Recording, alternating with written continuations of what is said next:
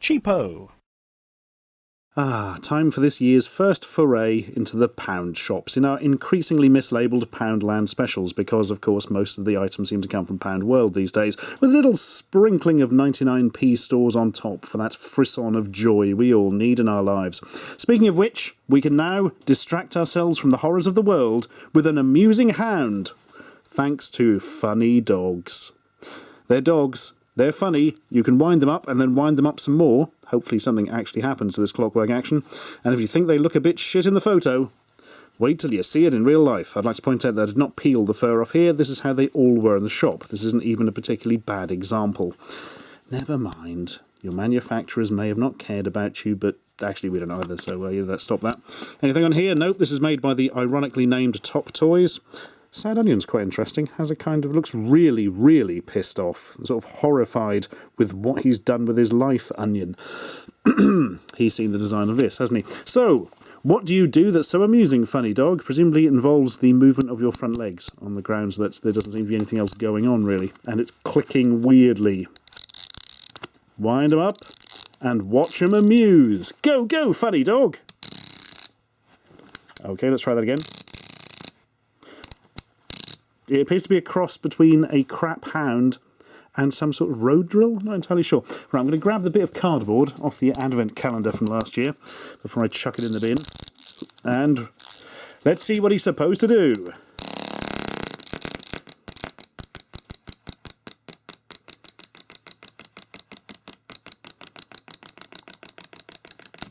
They didn't mean funny amusing, they meant funny weird, didn't they? It's all coming to light now. The most important thing, though, is can we wind them up and then force the motor through the wrong way? Yep.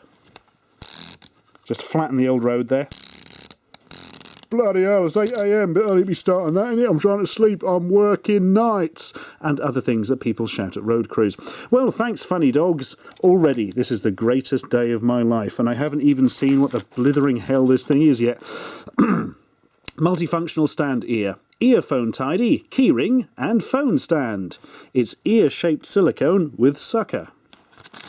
Yep, let's make a joke about sucker and the people buying these, but warning, when used as phone stand, ensure phone is secured to the stand as no liability will be accepted for accidental damage. I didn't think it would be. So why is it an ear? Why is it an ear, lads? Why did somebody think what people want to see when they walk into Pound World is a big rubber lug? I really don't understand that in the slightest. Well, it's pierced, and you can use that piercing to attach your keys. You can wrap your headphones around it and then presumably stick the top through that bit, so your headphones are now attached to a stupid ear thing, and you can apparently stick this to the back of your phone and use it as a stand. I like the idea that it's a sort of multi-use item, but it's a bit large to really be used as something to wrap your headphones around, I think, unless you carry a very big bag with you. And also, I don't know if you've noticed, but it looks fucking stupid. Why is it an ear? What is the target market? Dolph Lundgren from Universal Soldier or so? Wow, that was almost like a Family Guy joke, that one. This week on obscure references to films the audience hasn't seen. Sorry, just checking my phone to see if Seth MacFarlane is calling. Nothing as yet, but hey, it's early days. Yeah, I do wonder, actually, if they made this hoping that somebody on YouTube would spot it and take the piss out of it. Well, mission achieved, lads, because I don't think you're going to achieve much else with that. Anyway, that was a bit silly, so let's use something more sensible, like a wine monkey. Jazz up any bottle, wine not. I can think of many reasons why you probably wouldn't want a bottle to look like that, but you know, that's just me. Made from all-American red-heeled socks. Tremendous, that was a worry. Slips over any standard wine bottle. Slips over any red or white wine bottle, even champagne or similar size. Yep, you're kind of reiterating the point there. Swing into any party and arrive in style, although unfortunately you will also be arriving with this. Go bananas, wine monkey. So let's get this straight. You've sewed some buttons on a sock and you expect us to stick bottles in it so people can't see that you're an alcoholic but can see that you're an idiot. Brilliant. Simply slides on. That looks ruder than I think perhaps it should. Also, this is not a toy and contains small parts that could present a choking hazard to young children. Hooray! Right. Let's... Oh, it's getting it open. There we are. It really is just a slightly very low quality sock, actually. That's why they're pushing the fact that it's Americans who are all patriotic and don't think, hey, this is a low quality sock. Although, come to think of it, they're selling it in the UK, so that's kind of irrelevant.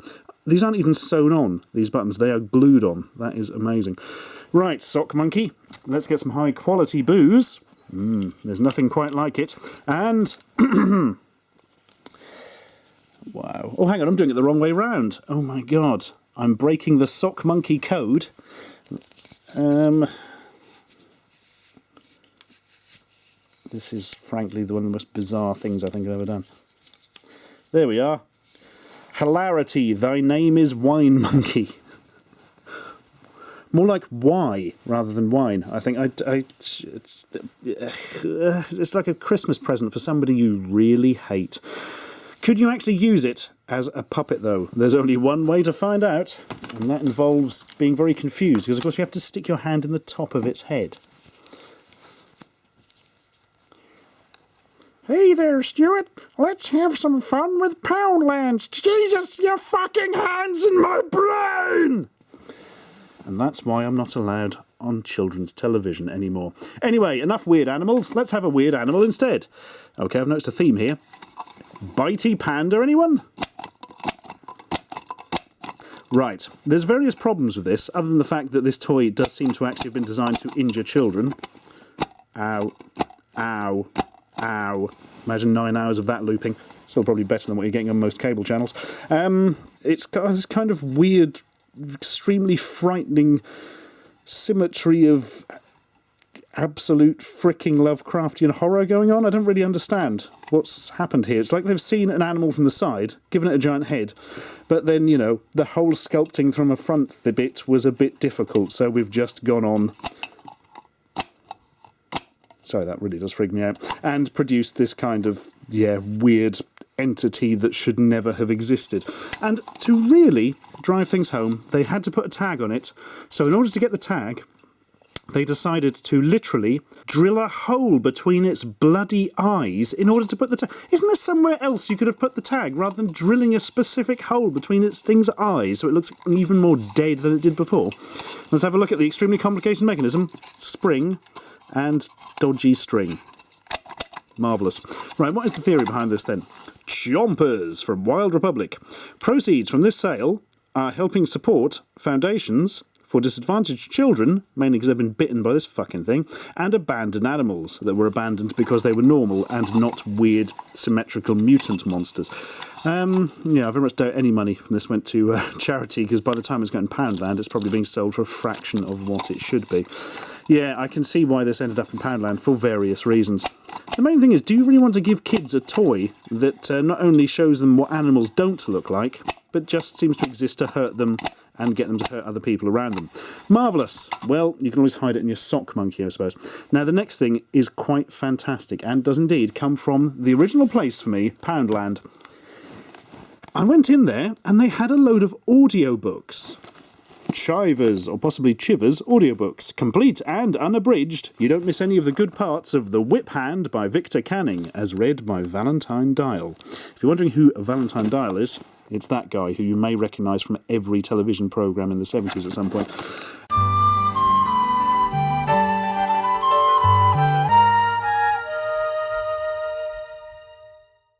What's the deal? Valentine Dial began to... No, don't tell me about the person reading the bloody thing. I don't care he's appeared in Doctor Who, Blake 7, The Black Adder, and the role which brought him to the public eye, the Man in Black in Appointment with Fear. I want to know about the book. That's more like it. What does this say about our celebrity culture? Look, we don't give a monkey's about who actually wrote the bloody book. We're all interested in who's reading it. And also, this is ancient, so it's been like it for a while. Being in his habitual state of insolvency, the commission from the affluent Hand Stubbleson seemed like manna from heaven to Rex Carver, private investigator. Oh my god, it's a Rex Carver book, didn't realize that. Ignoring the advice of his trusty associate Wilkins...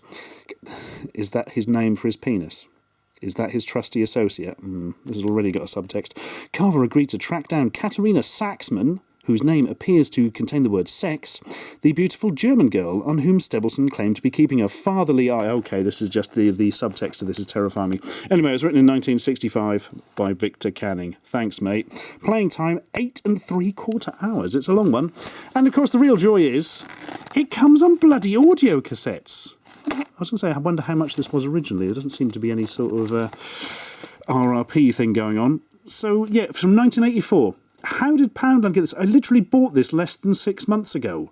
So that would have been 2014. Where has he been sitting for 30 years in a warehouse, presumably? And then Poundland just found a load and stuck them at random. Right, we should play one of these cassettes, shouldn't we? Let's go for number 9, which is obviously the lucky one. I was going to say perhaps we can do side 10, but as of course it is rewound to side 9, that would not be a good idea. I wonder if anybody uses these at all for anything these days. Anybody out there? Be sure to leave a comment. Nobody will read. Right.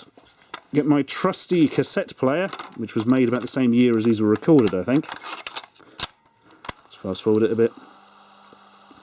Give us the goods, Valentine Dial. Click of the receiver going down. Ugh. After that, things went on moving fast. I met Verite in the Piazzale Roma, which is right up near the station. Brilliant. Well, that sorted me. By the way, as soon as I turn it on, you can hear him go in the background. You sort of get that on my videos because I have no budget. What's your excuse, Chivers Audiobooks? Well, that was an unexpected find, but thank you all the same, Poundland, because it has amused me nonetheless.